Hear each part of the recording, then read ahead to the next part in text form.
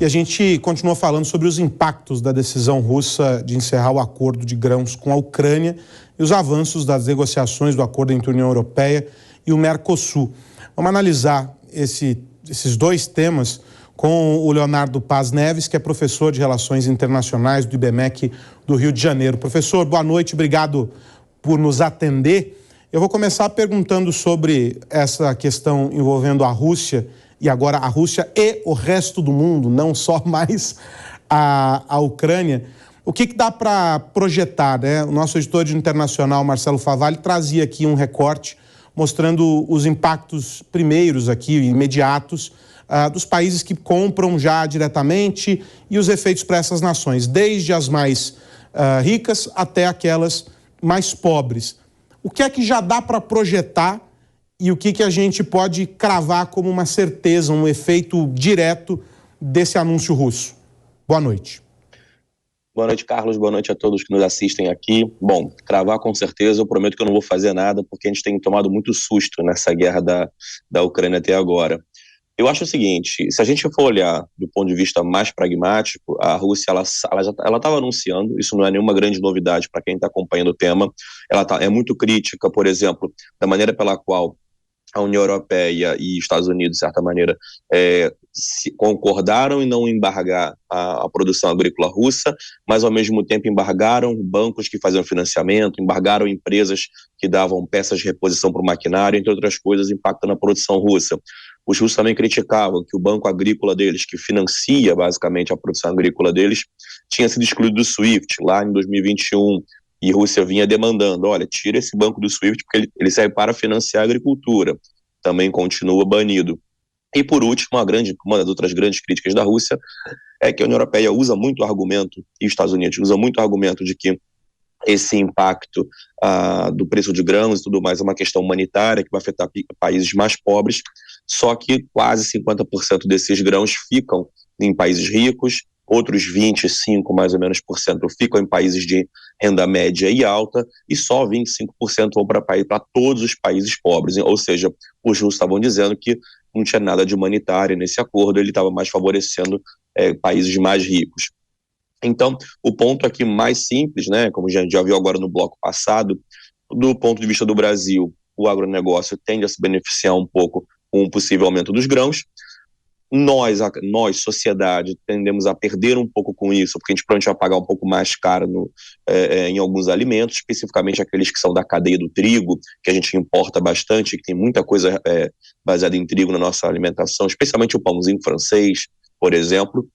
Então isso pode se esperar um leve aumento no preço. Só para ter efeito de comparação, quando o acordo ele foi efetivado lá no ano passado, em pouco tempo o preço médio das commodities agrícolas caiu em 20% naquela época. Então não sei se vai subir 20%, mas a expectativa é que vá subir mais alguma coisa.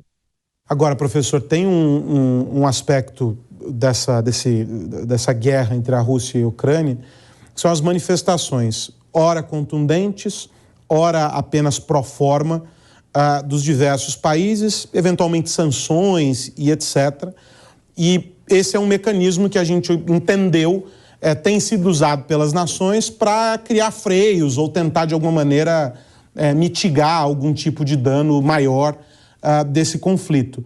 Dentro desse contexto que a gente vive hoje da guerra, sabendo as posições do governo russo, sabendo como a Ucrânia tem se posicionado, e agora com essa novidade que pode causar aí um desequilíbrio no fornecimento de alimentos e etc.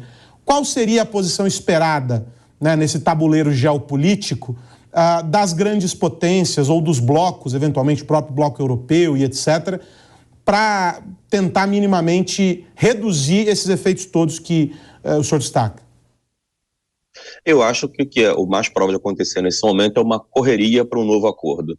Eu acho que a ONU, através do seu secretário-geral Guterres, provavelmente vai tentar sentar mais uma vez com Putin, com Erdogan da Turquia, que também estava envolvido nesse acordo, e tentar conseguir algum tipo de a cessão do que mais ou menos a Rússia havia pedindo para poder fechar esse acordo. Afinal, diz a Rússia, pelo menos o porta-voz disse ontem, que se as condições da Rússia forem aceitas, o acordo volta no dia seguinte. Então, eu acho que nesse momento as principais partes negociadoras estão começando a se organizar para ir para a mesa para tentar reativar um acordo.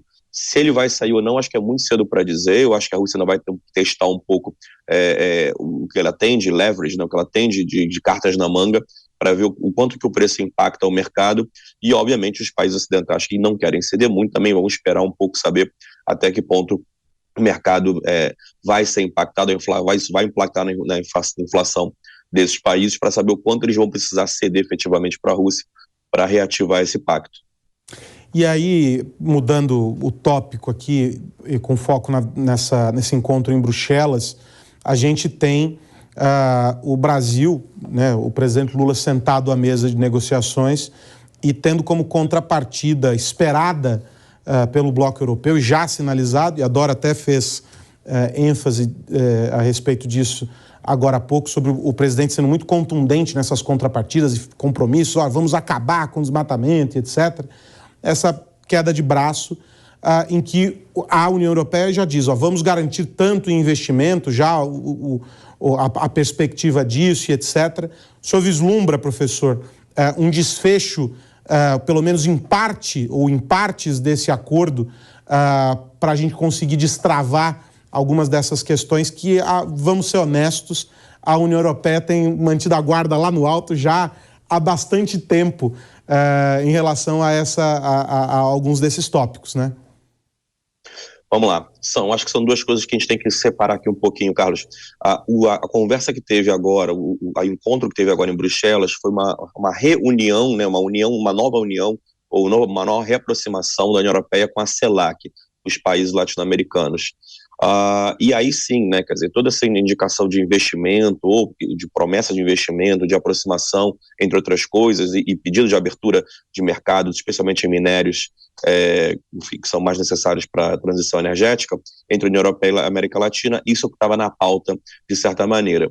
Lateralmente, ou foi-se comentado, acho que nem discutido, foi-se comentado a cada uma das partes, União Europeia, e nesse caso o Brasil, sobre o Tratado União Europeia e Mercosul, é um dos principais temas na mesa hoje. Agora, eu subscrevo um pouco o que a Dora falou, eu vejo um pouco esse acordo, esse momento de hoje, essa reunião que está tendo hoje, não era para discutir o Mercosul.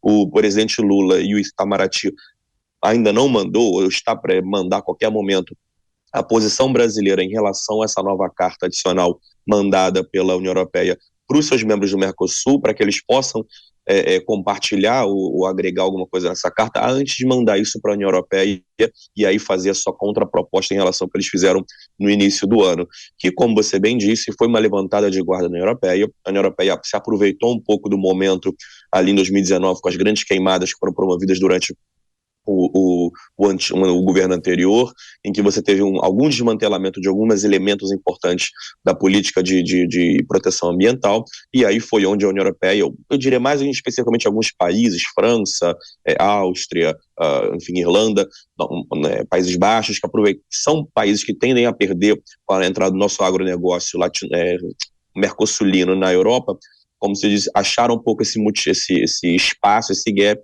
e levantaram a guarda, e agora essa carta certamente é uma proposta dura para os países em que eles vão acabar ficando uma situação muito delicada em negociações. Então eu acho que esse acordo não era para resolver isso, não era para discutir isso, não tinha como não falar sobre, pelo menos lateralmente. Agora, tanto as falas da Ursula von der Leyen quanto do presidente Lula vão na mesma linha do que está sendo feito há meses. Esperamos terminar até o final do ano o acordo, mas esperamos ao mesmo tempo ter um acordo equilibrado.